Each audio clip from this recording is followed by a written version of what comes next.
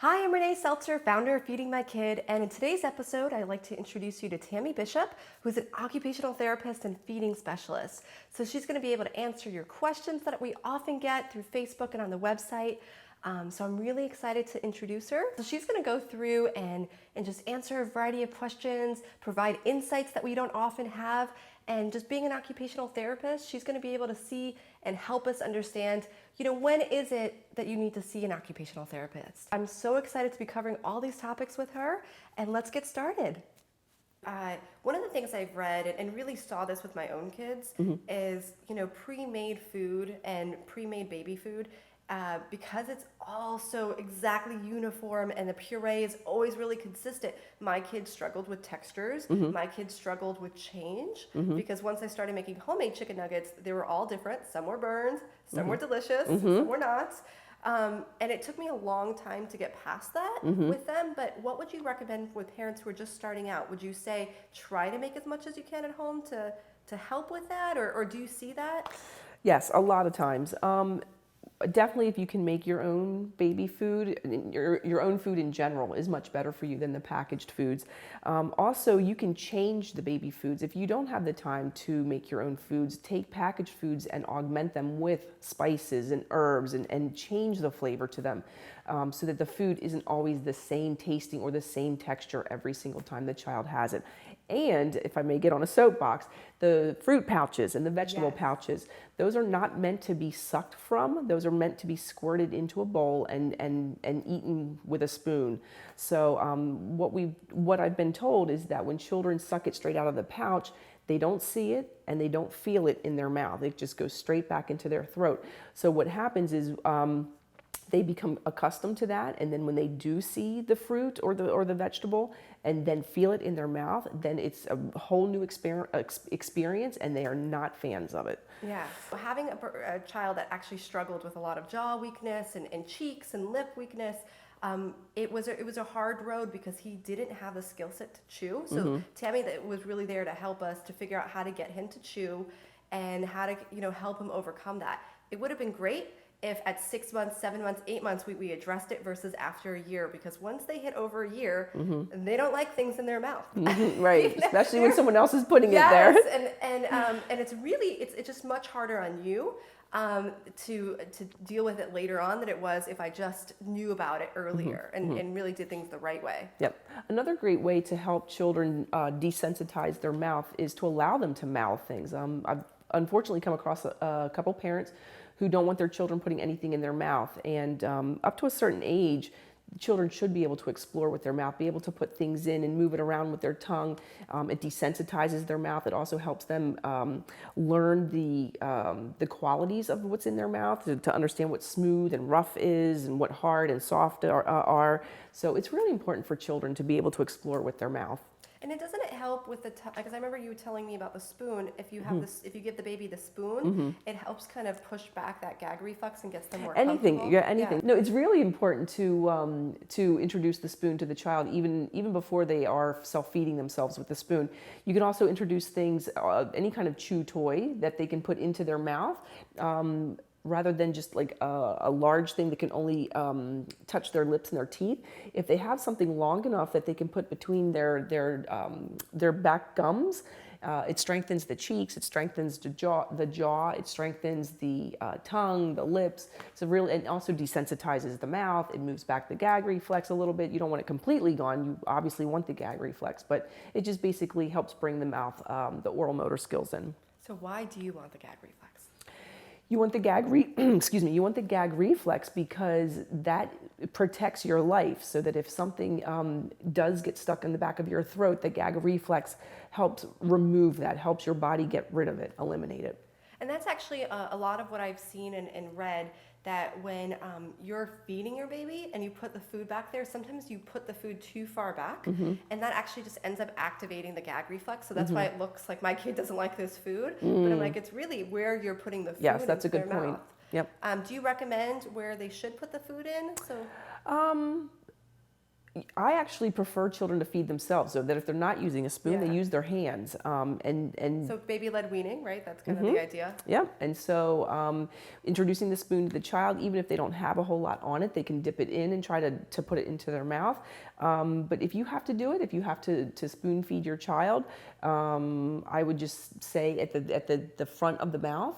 What you'd love to see is some lip closure over the spoon. Some people will put it into the sides a little bit so that the children can learn to move it around. Yeah. It depends, but definitely not far back. Something I didn't realize I was doing, because I had twins and I always try to get it done as fast as I could, is I would scrape the top of their mouth. I did not know you shouldn't do that. I thought I was being really efficient. I'm like, so I was really quick. But they never got the chance to connect with the spoon, to do anything. I was doing everything for them. Right. So lesson learned. Yep, and that brings me to another point. Dr. Toomey recommends not using the spoon to wipe the child's chin or the bottom lip, so that if you're feeding your baby and some of the food comes out, don't take the spoon and wipe it up. Okay. Because what happens is you're causing not a very pleasant experience having a spoon scrape across your child's chin. Great, yeah. And I remember you even telling me let the baby be as messy as they can. Yes. Because they need to experience food with all their senses. They do. And I have heard from parents who do keep their children clean all the time that their children do develop adverse reactions to being messy. So they don't want their hands messy. They don't want food on their face. And so that can have a bad effect if you keep your child completely clean all the time. What can parents do today to start making it less stressful in their home? When it comes to feeding, I would say take as much stress out of the meal as possible. Yeah, so that's the very first The thing very you do. first thing is just relax. If your child's not eating a whole lot, I mean, if your child doesn't need therapy and is a picky eater, if they're just a mild picky eater, take the stress away. Don't tell them what they need to eat, what they don't need to eat. Just put the food on the table, allow them to eat what they want.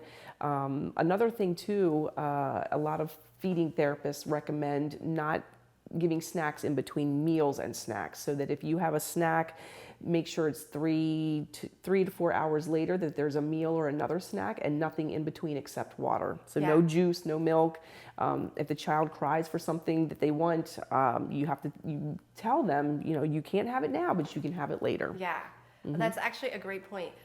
So snacking is a big contributor to picky eating, because if the child is snacking, and especially if it's a filling snack, they're not going to be hungry enough at the next meal to be adventurous with the meal. Right. Children are much more adventurous when they're hungry. Yeah. Something to know that you may have some tantrums that you'll have to deal with, and just watch your child that they don't get too hungry, because then that doesn't make a successful meal either. No, because then they're too cranky. Yeah, right. Yes. Yep. I've also had where you're starving just as an adult, and then you're not hungry anymore. You're Right. Where to Yes. go? Yes. So you could also get to the other side of that too. So you have to kind of manage that. You do. I do, and I don't know if you recommend this, but I often will leave out vegetables as an appetizer, so they can dip, they can play with. So as I'm making dinner, they have vegetables to kind of munch on if they need to. That's a great idea. And I leave it there. They could come eat what they want, and then they come down. So it's really just non-pressuring. And then if they want it, they ate a snap pea. Right.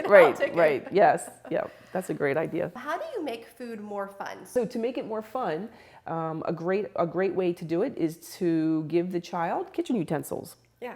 Nothing sharp, obviously, but things that they can manage with their little hands. Definitely motivates them to interact with the food.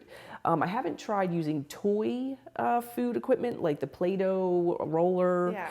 I think because kids are more interested in what we use in the kitchen. Yeah. That Pots, pans, wood spoons, right? Things that they don't normally have access to. Okay, so one of the things of making food fun, so playing with the kitchen utensils, I know dips are really fun. I love cutting everything into a French fry shape. So my secret to tremendous vegetable eating is I cut all root vegetables into French fries. Golden beets, jicama. I don't know how to say that right. But what other ways can you make more food? Do you recommend cutting things into those ridiculous little Pinterest shapes? I do only if you have the child do it. Okay. So I have small cookie cutters that I have children cut bread, slices of cheese, lunch meat. We build stacks with different shapes of the food So after they're we cut them. completely playing with it, right? Sure. Like I mean, Legos. Yeah. exactly like blocks. We make faces using pieces of bologna and hot dog and carrot sticks and baby corn cut, across the, what do you call it? Across the center, making eyeballs out of those, anything. How cute is that? It's fun. It's a lot of fun. So your job is a lot of fun then. It You is, get to- and it's very messy.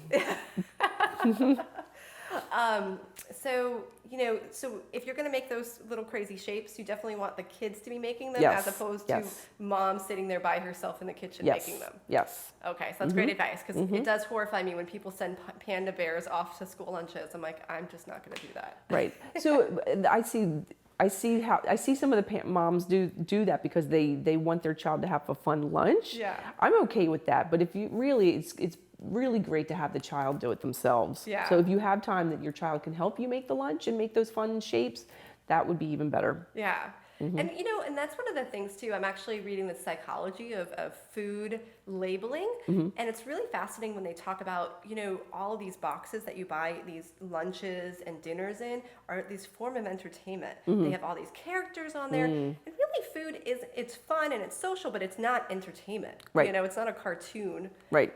What kind of advice do you give when you start to see that or parents ask you about that? So one of the recommendations for helping a child eat better at the table is to eliminate all distractions. So that would include a cereal box that has puzzles or activities on the back, iPads, DVD players, even the TV. Nothing should be playing. It should be simply about the food and the socializing at the table. Well, that brings up a good point. A lot of people say, oh, I'm a picky eater, but they eat better in front of the TV. What do you say to them? TV's gone. Yeah. Some of the things with the TV, definitely why you want it out, while they do eat better, they're also mindlessly eating. That's exactly right. And Yeah. they're not listening to the cues of their stomach. So yeah, you're getting a little bit more not nutrition, but you're getting more calories into them. But in the long term, you're teaching them to potentially overeat, not to be social at a table because now they don't have to engage in conversation. They could just stare at the TV. So when your kids are 16 and they're a little bit overweight because they don't know the cues and they don't engage you at dinner, that's where it came from. It came from a lot of TV watching. Right. Yep. Tammy, I'd like to really thank you for today. This was so informative. It was amazing. You're welcome. You're So welcome. We're very Thank lucky you. to have her. And if you guys have any questions, feel free to ask the questions in the comments below. So we'll shoot them back to Tammy and see if she has any additional advice for you. She has amazing articles on feedingmykid.com, so make sure you check that out. We have tons of articles and ideas on Pinterest, and we share them on Twitter and Facebook, so be sure to follow all of that. And we look forward to our next series. Thank you. Thank you. I look forward to hearing from you. All right, have a good one. And if you're in the Orlando area and you need an occupational therapist, Tammy is your gal. No, thank you. Thanks, Renee. All right, thanks everyone.